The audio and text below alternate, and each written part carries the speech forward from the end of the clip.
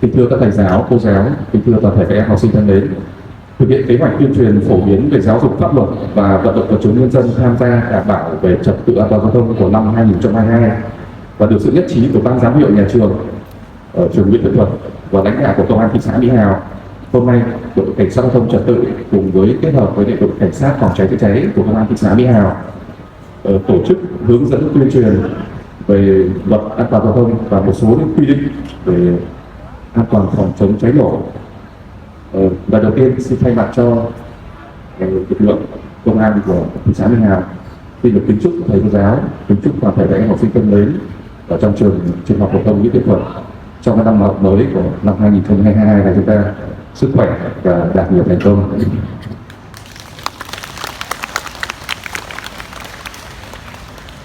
Kính thưa các thầy cô, kính thưa toàn thể các em học sinh, vấn đề tai nạn giao thông luôn là một cái điểm nóng của toàn thể xã hội và tai nạn giao thông luôn diễn ra từng ngày, từng giờ và có thể cướp đi mạng sống của con người bất kỳ lúc nào. Mỗi ngày trôi qua thì có rất là nhiều sinh mạng của chúng ta bị đe dọa vì tai nạn giao thông. Và theo thống kê của Ủy ban An toàn giao thông quốc gia, các vụ tai nạn giao thông xảy ra tổng hợp tình hình các vụ tai nạn giao thông ở trên địa bàn của toàn quốc đến nay là có 4.103 người và bị thương 7.027 người. Về nguyên nhân gây ra tai nạn giao thông thì có 4 nguyên nhân chính dẫn đến tai nạn giao thông. Và thứ nhất là ý thức chấp hành về trật tự an toàn giao thông của người tham gia giao thông còn kém, nên đã không chấp hành về cái quy định về trật tự an toàn giao thông như uống rượu bia khi tham gia giao thông, không đội mũ bảo hiểm,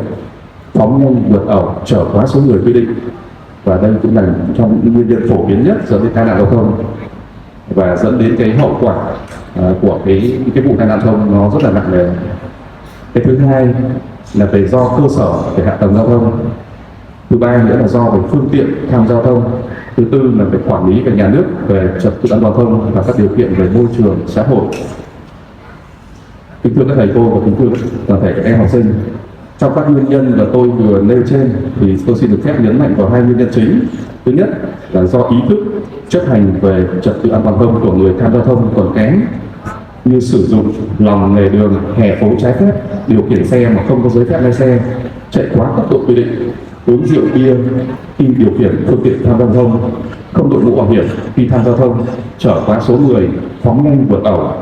đi vào đường ngược chiều của đường một chiều, vượt đèn đỏ, tránh vượt sai quy định. Đối với các em học sinh của chúng ta hàng ngày khi tham gia giao thông bằng xe đạp điện, xe máy điện khi đến trường cũng như trên đường về nhà thì các em thường hay vi phạm một số những quy định như nhất là đi xe dàn hàng ngang lên,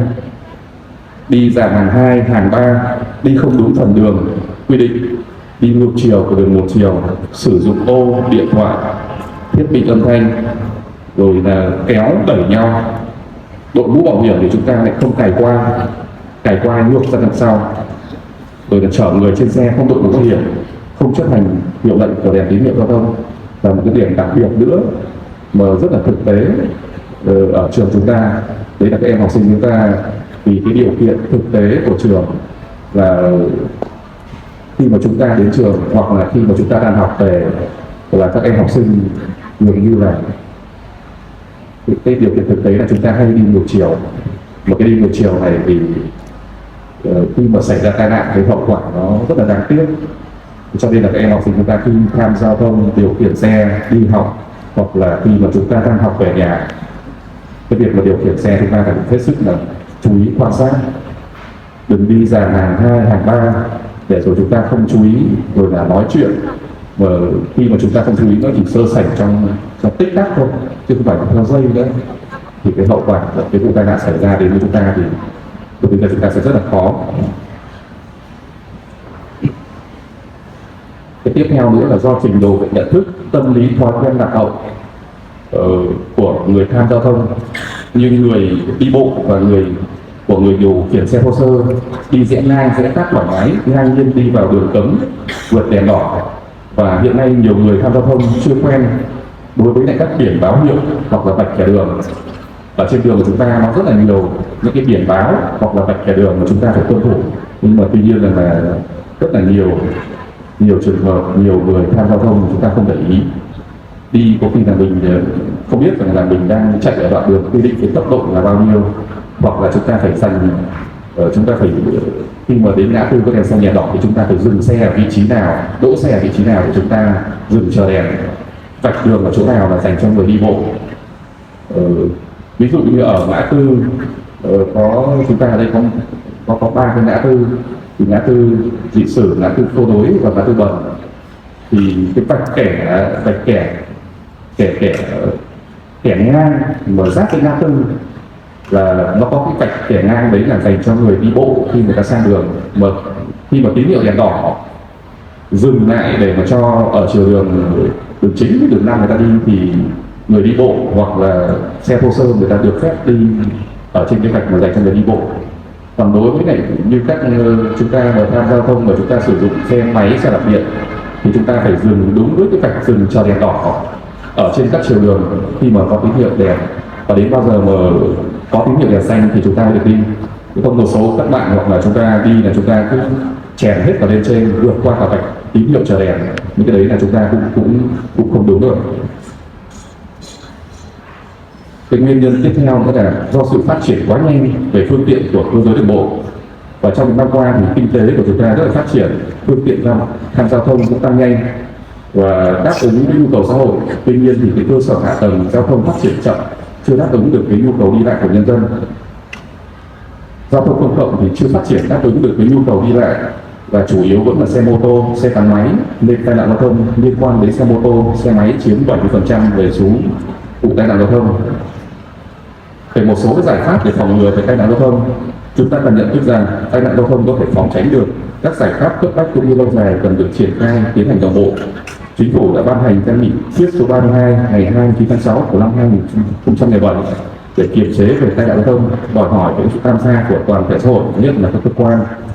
từ trung ương đến địa phương, các tổ chức đoàn thể tham gia có trách nhiệm đảm bảo về trật tự an toàn giao thông. Để đảm bảo về trật tự an toàn giao thông đường bộ vào lúc này thì chúng ta cần phải tiến hành một số đồng bộ những giải pháp sau. Thứ nhất là đẩy mạnh về công tác tuyên truyền, phổ biến giáo dục pháp luật về trật tự an toàn giao thông. Tuyên truyền phổ biến giáo dục pháp luật về trật tự an toàn giao thông cho mọi đối tượng, mọi tầng lớp tham gia giao thông để ngày càng nâng cao ý thức về chấp hành và biện pháp quan trọng hàng đầu. Và Bộ Giáo dục Đào tạo có trách nhiệm thực hiện chương trình giảng dạy về trật tự an toàn giao thông ở tất cả các cấp học, tăng thời lượng giảng dạy đối với các cấp bậc trong các nhà trường. Cái phần tiếp theo nữa là một số quy định của luật giao thông đường bộ.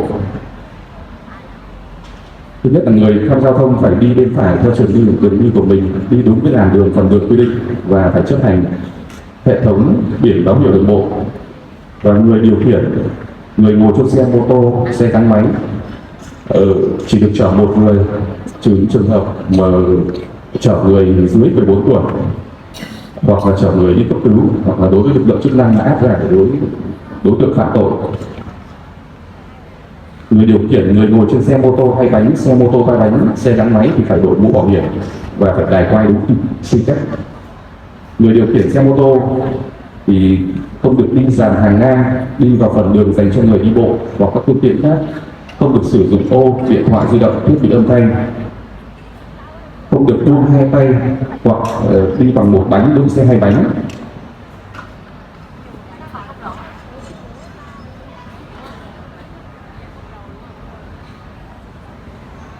Người tham gia giao thông phải đủ độ tuổi quy định và sức khỏe theo quy định, có giấy phép lái xe phù hợp với loại xe, được phép điều khiển và do cơ quan nhà nước có thẩm quyền cấp. Ví dụ như là đối với các em học sinh của chúng ta ở đây thì chúng ta chưa đủ 18 tuổi thì chúng ta không được phép điều khiển xe trên 50 phân khối. Đối với xe trên 50 phân khối là chúng ta điều khiển là chúng ta bắt buộc chúng ta phải có giấy phép lái xe. Đấy. Và người từ đủ 14 tuổi đến dưới 16 tuổi thì không được phép điều khiển xe mô tô, xe máy có dung tích xi lanh từ 50 phân khối trở lên. Cái phần tiếp theo là một số lỗi vi phạm thường gặp và chế tài xử phạt mà chúng ta thường hay vi phạm theo như quy định của Nghị định 100 của Chính phủ và Nghị định sửa đổi 123. Thứ nhất là xử phạt người điều khiển, người ngồi trên xe mô tô, xe gắn máy, các loại xe tương tự xe mô tô, xe gắn máy vi phạm về quy tắc giao thông Thứ nhất là không chấp hành hiệu lệnh chỉ dẫn của biển báo hiệu vạch kẻ đường thì lỗi này bị phạt từ 100.000 đến 200.000. Phạt tiền từ 300.000 đến 400.000 đồng đối với người điều khiển mà đi xe dàn hàng ngang từ 3 người trở lên. Phạt tiền từ 400.000 đồng đến 600.000 đồng đối với hành vi thứ nhất là người điều khiển người ngồi trên xe mô tô mà không đội mũ bảo hiểm hoặc đội mũ bảo hiểm không cài quay đúng quy tắc.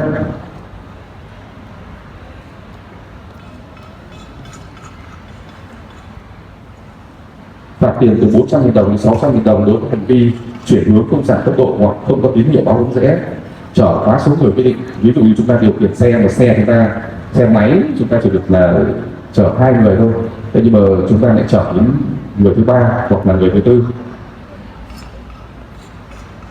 Điều khiển xe mà không đi bên phải theo chiều đường đi của mình, đi không đúng phần đường làn đường quy định, hoặc điều khiển xe trên hè phố, trừ trường hợp mà đi xe qua hè phố để vào nhà, người điều khiển xe hoặc người ngồi trên xe bám đẩy kéo xe khác hoặc là mang vác hàng cồng kềnh thì những cái lỗi này là sẽ bị xử phạt từ 400.000 đồng đến 600.000 đồng. Kính thưa các thầy cô giáo và kính thưa toàn thể các em, vừa rồi đây thôi, ngay tại cổng trường của chúng ta cách đây chắc khoảng độ 8 tháng thì chúng ta đã xảy ra một vụ tai nạn giao thông rất là thương tâm đối với em học sinh Nguyễn Thị Ngọc Ánh sinh năm 2006 ở dưới Dương Quan. Thì trên cái vụ tai nạn giao thông mà rất là thương tâm này thì cũng để lại những bài học cảnh tỉnh cho tất cả các em học sinh chúng ta khi tham gia giao thông. Chúng ta phải hết sức là chú ý quan sát khi điều khiển phương tiện tham gia giao thông. Chỉ cần một giây phút nào đó chúng ta không chú ý quan sát thì hậu quả dẫn đến chúng ta rất là nặng nề, ảnh hưởng đến gia đình, bản thân chúng ta và đến toàn thể xã hội. Và kính thưa các thầy cô, thì trên đây tôi vừa trình bày xong một số nội dung cơ bản về một số những quy định về trật tự an toàn giao thông. Và lần cuối cùng cho phép tôi xin được kính chúc thầy cô giáo, kính chúc toàn thể các em học sinh của trường Nguyễn Điện Thọ trong năm 2022 này hoàn thành tốt cái nhiệm vụ công tác học tập của mình. Kính chúc các thầy cô.